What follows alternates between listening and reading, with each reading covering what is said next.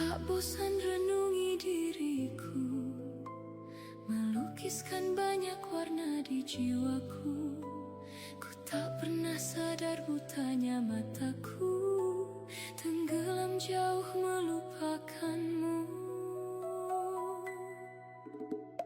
Coretan lembut menyentuh kalbuku, mengalirkan bakti lepaskan belenggu. Terangi jiwaku dan tak kenal waktu, kau lentera indah di hidupku. Kutuliskan setiap kata yang kau ucapkan, kau tak letih berikanku secercah harapan. Kau menuntunku untuk menyayangi Tuhan, hingga Tuhan terangi hidupku. Wahai Engkau guruku, begitu mulia perisaimu. Wahai Engkau guruku, begitu indahnya cintamu. Wahai Engkau guruku, kaulah pahlawan di hidupku. Kan ku kenang semua jasamu.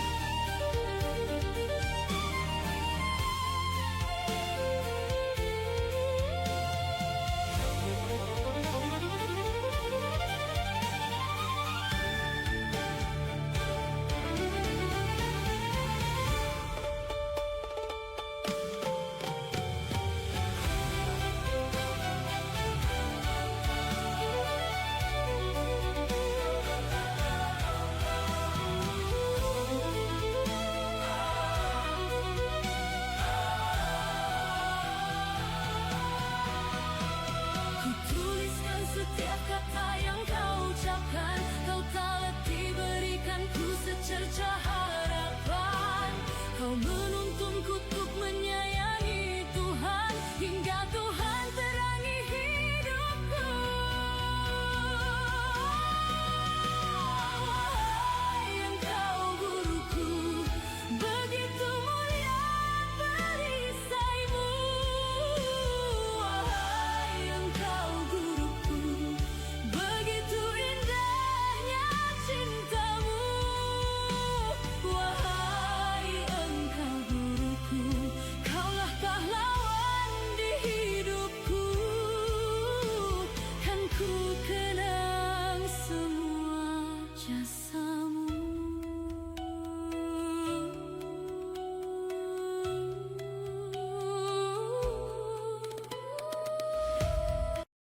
Assalamualaikum warahmatullahi wabarakatuh. Halo semuanya, selamat datang di podcast Arta Talk. Saya Galuh Fitria sebagai host di sini, dan saya senang sekali bisa menemani teman-teman semua dalam episode kali ini. Nah, pada kesempatan kali ini kita akan membahas tema yang cukup menarik nih, yaitu membaca visual ketika desain menjadi bahasa.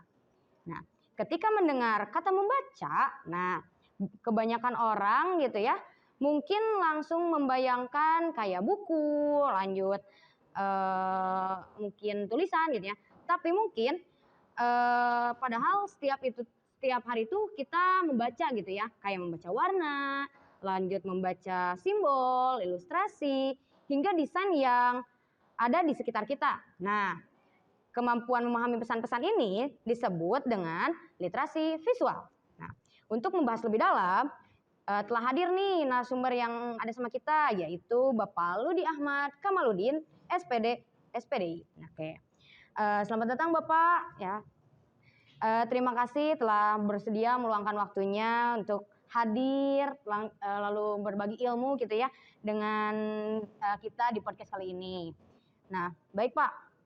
Sebagai pembuka nih Pak, mungkin Bapak bisa menjelaskan terlebih dahulu nih sebenarnya apa yang dimaksud dengan literasi visual. Lalu mengapa sih kemampuan ini penting dimiliki oleh masyarakat, khususnya para pelajar? Ya, Jadi kita bahas dulu ya secara bahasa atau etimologi literasi. Literasi itu artinya membaca, memahami gitu. Visual, segala sesuatu yang bisa dilihat dengan mata. Jadi ketika kita berbicara masalah literasi visual, kita membaca, memahami apa yang kita lihat. Seperti itu. Terus mengapa sangat penting bagi masyarakat, bagi khususnya para pelajar ya. Karena dari membaca, memahami secara visual itu mendapatkan sebuah informasi, mendapatkan sebuah pengetahuan, apalagi di pelajar. Pengetahuan itu adalah ilmu. Jadi kalau kita membaca, memahami visual, secara otomatis kita mendapatkan sebuah pengetahuan. Artinya kita mendapatkan sebuah ilmu untuk kehidupan. Seperti itu. Untuk cita-cita, untuk apapun yang kita butuhkan, apapun yang kita lakukan dari informasi itu. Sesuai dengan informasi atau pesan yang ada di desain di visual tersebut. Mungkin itu. Baik, terima kasih banyak Pak. Dari penjelasan barusan ya, kita menjadi tahu bahwa membaca itu tidak perlu melalui teks, tetapi juga melalui banyak unsur visual yang setiap hari kita temui ya Pak ya. Mulai dari pemandangan, mungkin mulai dari visualnya, mulai dari gambar-gambar yang berada di lingkungan sekolah itu biasanya kita literasi gitu ya Pak? Ya, karena itu bukan hanya di zaman sekarang, bahkan dari zaman peradaban, simbol-simbol atau visual-visual yang digunakan pada zaman dulu itu untuk informasi. Ada simbol-simbol untuk suatu komunitas atau suatu suku, suatu etnik, itu banyak simbol-simbol dari zaman dulu. Apalagi di zaman sekarang yang memang sudah era digital ya. Terus era modern sangat membantu dalam menyampaikan informasi. Ya berarti banyak banget gitu ya. Kalau misalnya penjelasan literasi itu bukan cuma baca dari buku gitu ya kan. Tapi ketika kita melihat sesuatu, melihat apapun itu termasuk juga literasi apa ya? Literasi. Karena pada intinya literasi itu adalah membaca dan memahami. Jadi yang dibaca itu bukan hanya teks atau tulisan. Keadaan apapun kita bisa baca. Kita bisa pahami keadaan, situasi, apapun yang kita lihat, apapun yang kita dengar, kita bisa baca. Dalam artian di sini membaca itu memahami, gitu ya. Kita pahami dari apa yang kita lihat, kita dengar dan sebagainya. Itu mungkin. Iya. Jadi guys ya, ternyata dari literasi itu kita bukan cuman membaca gitu ya. Kalau kalian mandangnya gitu literasi itu cuman baca buku, cuman baca tulisan, ternyata enggak. Karena setiap hari juga kita melihat sesuatu yang ternyata itu tuh menjadi literasi buat kita gitu, dari gambar kah, dari warna kah, itu tuh menjadi literasi, bahkan sejak dulu ya Pak ya. Nah, ya pembahasan kita itu masih bahkan lanjut nih guys. Nah, setelah jeda berikut ini kita akan membahas bagaimana desain dapat menjadi sebuah bahasa yang mampu menyampaikan pesan tanpa banyak bicara. Tetap bersama kami, jangan kemana-mana setelah jeda selanjutnya ini. See you!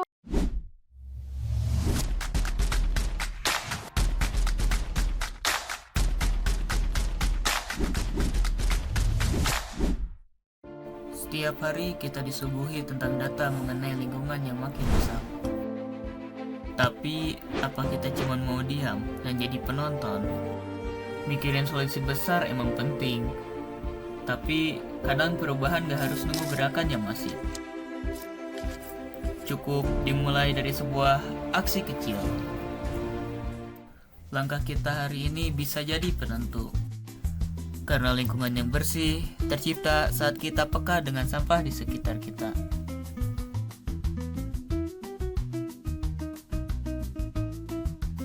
Buang sampah pada tempatnya.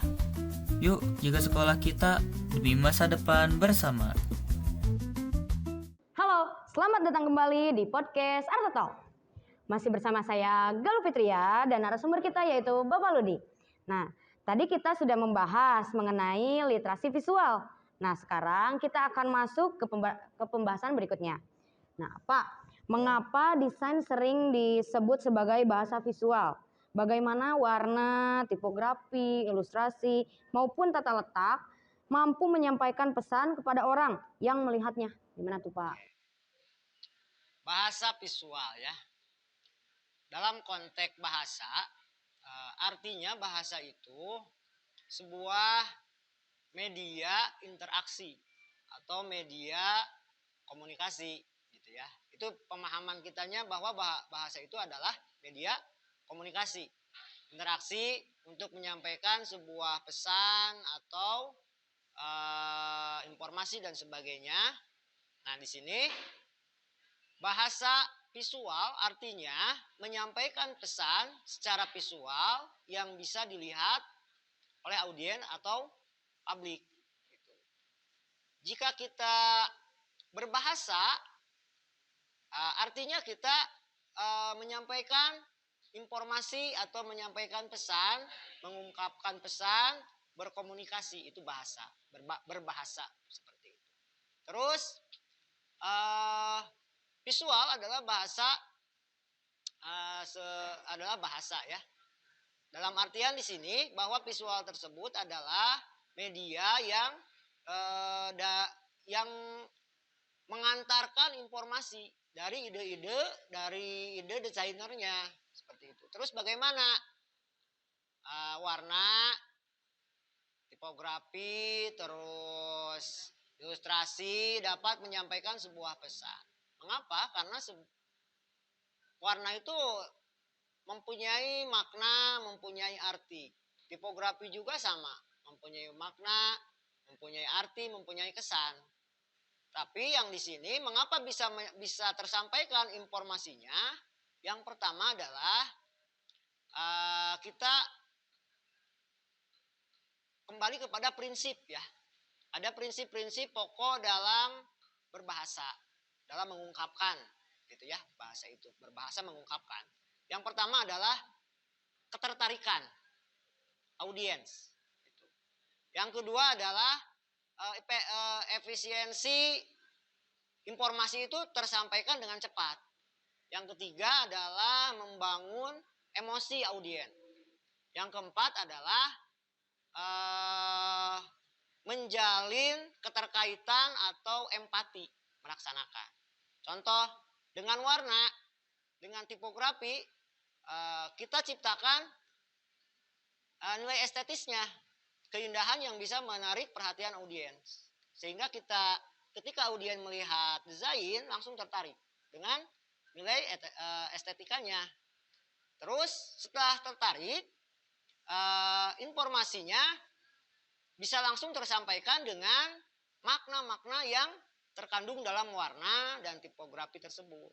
Karena kan tipografi juga ada psikologinya. Seperti apa? Seperti misalkan tipografi bulat itu lebih dekat. Kalau tipografinya misalkan miring, penekanan.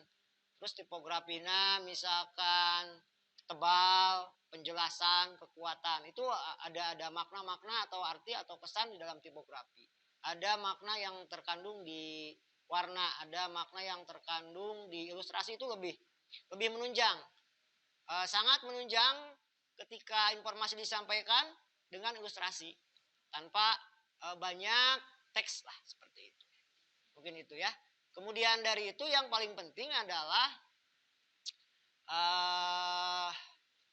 latar belakang desain tersebut. Terus tujuannya, kemudian target audiens. Karena apresiasi tingkat pengetahuan audiens itu berbeda. Contoh aja anak-anak, remaja, dewasa, kalangan pendidikan, kalangan masyarakat itu apresiasinya beda. Penafsirannya juga akan beda. Jadi ketika membuat desain visual itu harus sesuai dengan target sehingga makna, pesan langsung dapat diterima. Apalagi di zaman digital. Jadi kalau lihat postingan itu nggak di scroll. Karena indah langsung tersampaikan, terbangun emosi, ada empati, ketertarikan. Contoh ada like, ada searching gitu ya. Jadi apa ya, dari tipografi, dari warna tuh sebenarnya ada makna-maknanya ya Pak ya. Seperti dari bentuk tipografi pun itu memiliki makna tersendiri ya Pak ya. Galuh nih suka lihat warna nih ya Pak ya, suka lihat warna. Kayak warna merah nih, kan biasanya warna merah kayak menggambarkan cinta, kayak gitu kan. Itu menyampaikan banget pesannya gitu ya Pak ya, ketika ada desain atau visual yang berwarna merah, terus kayak berwarna biru biasanya kan identik dengan laut atau langit gitu ya Pak ya. Ternyata dari warna atau tipografi pun ternyata bisa menyampaikan makna yang dalam banget gitu Pak biasanya ya di situ. Terus kayak dari tipografi kayak misal suka bikin puisi nih Pak ya. Kan ada kalau di digital kita bikin puisi misalnya pakai apa sih? Ya pakai font. Nah, pakai font. Nah, itu pun berpengaruh juga ya Pak ya? Berpengaruh karena membangun emosional. Ketika misalkan kita menulis sebuah puisi, font apa yang cocok misalkan di skrip gitu kan. Kalau kita buat poster di display atau di display ya, dekoratif lebih. Kalau misalkan menulis di buku bisa sans serif misalkan ya, itu ada sinkronisasi ya antara apa yang kita buat, desain apa yang kita buat dan jenis font yang digunakan. Gitu. Kalau misalkan di puisi itu lebih estetis, lebih itu biasanya di skrip biasanya yang lebih cocok. Seperti itu. Menarik juga ya Pak ya. Berarti seorang desainer atau seorang anak di DKP gitu ya, seorang pelajar bukan hanya membuat karya yang indah dipandang, tapi juga harus mampu menyampaikan pesan dengan jelas kepada audiens ya Pak ya. Ya. Kalau begitu, menurut Bapak, apakah ada contoh sederhana di sekitar kita yang menunjukkan bahwa desain memang mampu berbicara tanpa menggunakan banyak kata? Banyak. Contoh, ketika misalkan orang melihat gambar rokok ada tanda silangnya dengan warna merah, itu orang nggak usah baca teks, udah langsung di sini nggak boleh ngerokok. Kalau misalkan di jalanan kalian ada tanda simbol atau rambu-rambu yang tidak boleh parkir, P di garis merah, itu udah mengerti di sini nggak boleh parkir. Itu visual itu berbahasa mengungkapkan gitu ya, bahasa visual artinya seperti itu. Luar biasa sekali ya bahasanya gitu ya. Nah, oke guys, jangan kemana-mana ya, karena setelah jeda berikut ini kita akan membahas peran literasi visual dalam kehidupan remaja di era digital. Stay tune ya.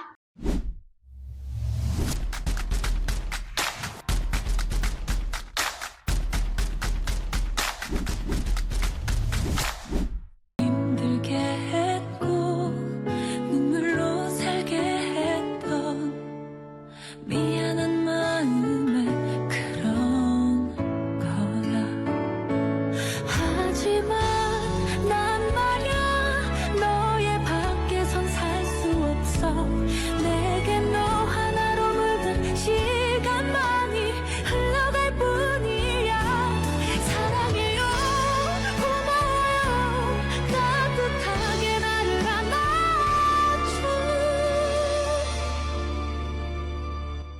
이 사랑 때문에 나는 살 수 있어. 사랑 때문에 나는 살 수 있어. Welcome back. Masih di podcast Arta Talk bersama saya Galuh Fitria. Pada segmen sebelumnya, kita mengetahui bahwa desain merupakan bahasa yang mampu menyampaikan pesan. Nah, Pak, sekarang kita hidup di era digital nih, di mana hampir semua informasi disampaikan melalui gambar, video, poster maupun media sosial. Menurut Bapak, mengapa kemampuan literasi visual menjadi sangat penting bagi generasi muda saat ini? Sangat penting. Mengapa? Karena generasi muda itu harapan bangsa yang melanjutkan nama baik negara itu generasi muda ya. Jadi yang paling penting eh, dalam menjaga nama baik, mengharumkan negara itu adalah generasi muda. Nah, hubungannya dengan era digital karena di zaman sekarang itu masanya masa instan. Orang semakin sibuk, jadi ketika ada informasi, ketika ada apapun secara instan itu ya paling aman di digital.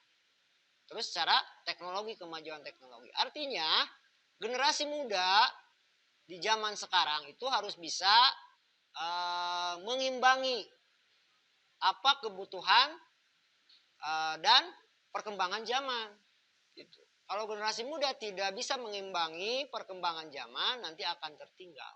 Seperti itu. Berarti ya sekarang itu mengikuti zaman ya Pak ya? Oke, boleh Pak itu diminum dulu, itu udah manggil-manggil tuh air minumnya gitu.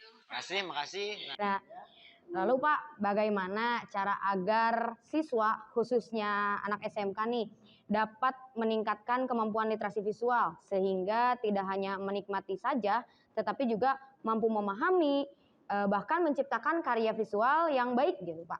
Gimana? Bagaimana caranya? Tidak ada kata lain. Belajar. Terus belajar dan mengamalkan. Jadi bahwa segala sesuatu apapun yang kita jalani itu tidak lepas dari proses belajar dan belajar. Kemudian kita mengamalkan apa yang kita pelajari sehingga setelah diamalkan bisa bermanfaat. Kemudian menjadi suatu evaluasi buat diri. Selain itu mencari ya orang yang berpikir positif, mencari tidak hanya apa yang dia dapatkan, tetapi dia mencari apa yang dia butuhkan, apa yang menjadi tuntutan dari publik, tuntutan zaman dan sebagainya, apa yang tidak dia kuasai, dia mencari, dia belajar untuk bisa menguasai. Kemudian bisa mengimbangi dan mengamalkan. Apalagi di zaman era digital, itu tidak lepas dari unsur desain visual. Apapun itu, teknologi mau di komputer, mau di apapun, semua kembali ke visual. Logo-logo, simbol-simbol, dan sebagainya yang memang secara instan, secara cepat bisa dimanfaatkan. Seperti itu. Nah, kan untuk menggambar atau mendesain itu untuk anak SMK nih, untuk caranya kan belajar ya Pak ya. Tapi terkadang ada beberapa anak yang dia tuh mau belajar, tapi dia tuh terhalang kayak, aduh bingung nih mulainya dari mana. Jadi kayak dia tuh pengen bisa kayak yang lain, kayak mendesain yang itu, tapi dia tuh bingung untuk memulainya dari mana. Nah, gimana tuh Pak caranya supaya gitu? Nah, sebenarnya supaya tidak bingung, gampang. Kamu mulai aja seperti apapun langkah kalian. Seperti apapun desain kalian. Seperti apapun karya kalian. Nah, ketika kamu memulai sebuah karya, sebuah desain, karya visual, itu akan kembali ke kalian. Secara evaluasinya, secara kekurangannya, secara kelebihannya, akan menjadi suatu yang berkesinambungan. Ketika kamu membuat sebuah desain, ada tanggapan dari orang, ada kritikan dari orang, ada pujian dari orang, itu akan menjadi jembatan yang menyambungkan ke karya-karya kamu selanjutnya. Jadi pada intinya, mulailah kamu buat suatu langkah, kamu buat satu karya seperti itu. Jadi yang harusnya itu emang mengawali dulu ya Pak, mau jelek, mau bagus, yang penting kita mulai dulu aja karena mungkin ide-ide itu muncul kalau kita udah berani memulai ya Pak ya. Jadi mengikuti gitu ya Pak ya biasanya. Nah, biasanya kadang juga Pak ide-ide itu kan ada yang langsung dapat ide nih, ada yang lama banget kadang harus nyari kemana dulu baru dapat ide. Nah, menurut Bapak ide itu biasanya datangnya ketika datang sendiri atau harus menunggu aja gitu? Nah, itu dari yang paling baik itu ide itu dicari ya. Dicari ide yang terbaik. Dari mana? Dari latar belakang. Baik lagi latar belakangnya kebutuhannya untuk apa? Kamu punya ide misalkan A, tapi kamu jangan cukup di ide tersebut, di ide A tersebut. Kamu cari referensi-referensi yang memang bisa menambah ke ide kamu tersendiri. Jadi minimal setiap orang punya ide, cuman idenya bisa ditambah sama referensi dari karya-karya orang, dari pengetahuan, dari buku dan sebagainya, dari referensi-referensi yang bisa menambah ide kamu, menyempurnakan ide seperti itu. Nah, baik Pak, terima kasih nih atas penjelasannya. Nah, pembahasan kita tinggal satu segmen lagi nih. Setelah jeda berikut ini, kita akan masuk ke segmen terakhir, yaitu pesan dan motivasi bagi para pelajar agar terus mengembangkan kemampuan literasi visual. Tetap bersama kami dan jangan kemana-mana. Stay tune!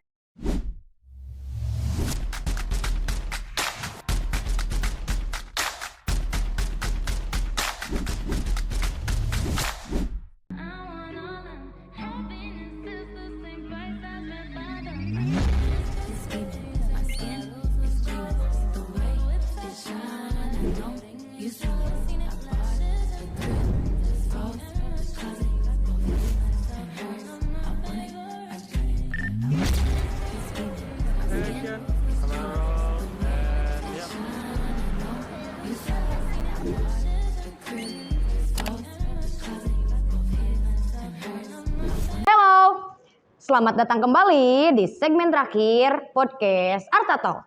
Nah, tidak terasa ya, kita sudah berada di penghujung acara nih. Baik Pak, sebagai penutup, apa pesan Bapak untuk para siswa, khususnya siswa jurusan DKP, agar terus mengembangkan kemampuannya, mengembangkan kemampuan literasi visualnya, dan mampu menghasilkan karya yang bermanfaat bagi masyarakat di sekitarnya gitu Pak? Motivasinya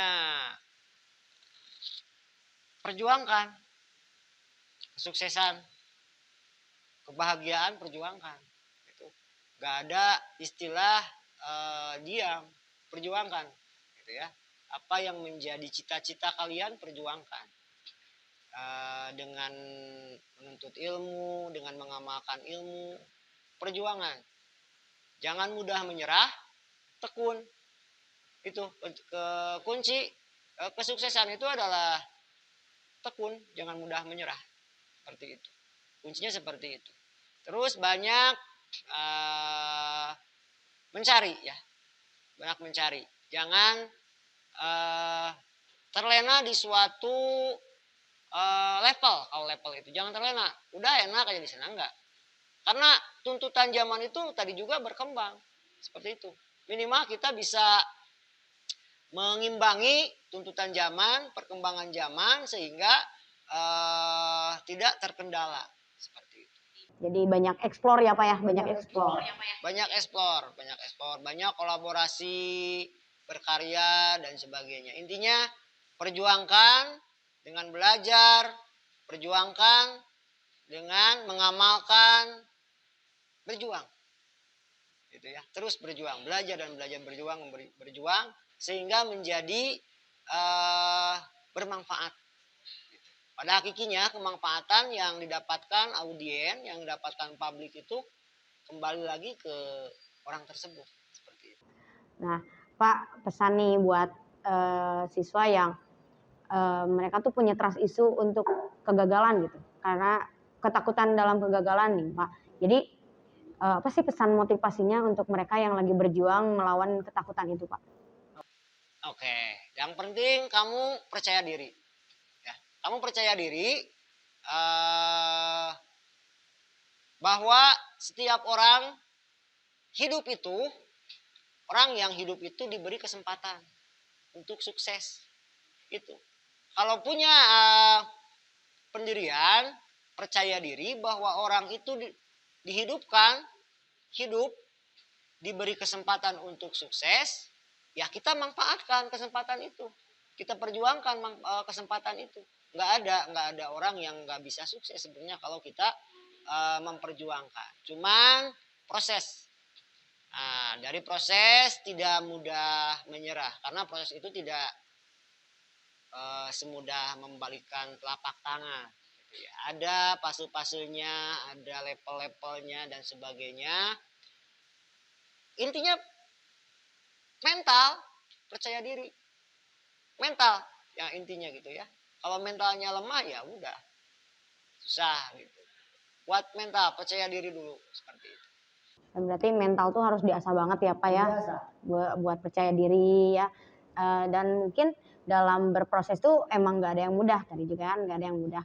Karena kalau proses buat yang mudah ya buat apa ada proses gitu ya Pak. Ya, jadi dari proses tuh emang nggak ada yang mudah, tapi mungkin kalau kita berani mencoba, kita berikhtiar, kita berdoa, ya siapapun ataupun apapun pasti bakal dilewati ya Pak ya, pasti bakal bisa juga gitu.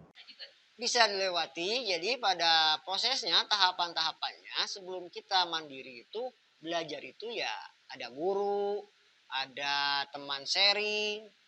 Karena manusia makhluk sosial membutuhkan bantuan. Ketika kita tidak bisa, ketika kita lemah, ya kita butuh bantuan.